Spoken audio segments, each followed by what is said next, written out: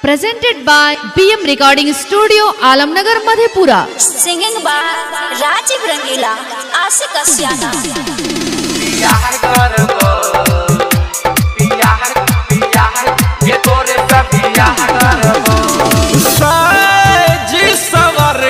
छौरिया कहवा जाय छी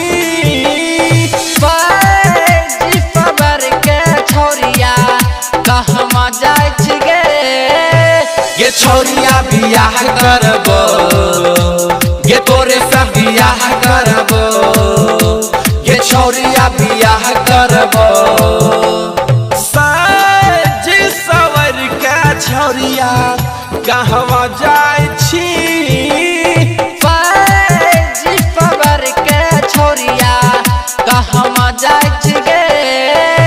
गे छौरिया बियाह करबो गे तोरे से बियाह करबो गे छौरिया बियाह करबो DJ Sumit Satish बियाह गे तोरे से बियाह करबो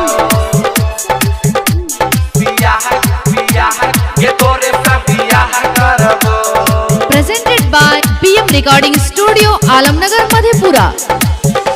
गे मम्मी पापा के जाय छियै हम लनबाय राजी खुशी पे शादी करबै रहतै सब खुशहाल दुल्हन बनाई तोरा घर लानबो दुल्हन बनाय के तोरा घर लानबो गे छौरिया बियाह करबो गे तोरे से बियाह करबो गे छौरिया बियाह करबो।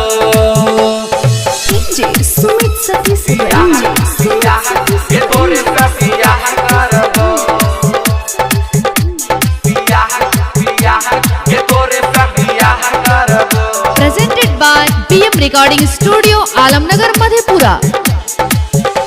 गे राइटर मन तसला दै छौ तोरे पधियान राजीव रंगीला आशिक असियाना करे छौगे पीछा लाली होठ लाली छौरिया रोज हम देबो लाली होठ लाली छौरिया रोज हम देबो गे छौरिया बियाह करबो गे तोरे से बियाह करबो गे छौरिया बियाह करबो साजी सबर का छौरिया कहवा जाय छी गे पाजी सबर के छौरिया कहवा जाय छी गे छौरिया बियाह करबो तोरे से बियाह करबो गे छौरिया बियाह करबो। Presented by BM Recording Studio, Alamnagar, Madhepura.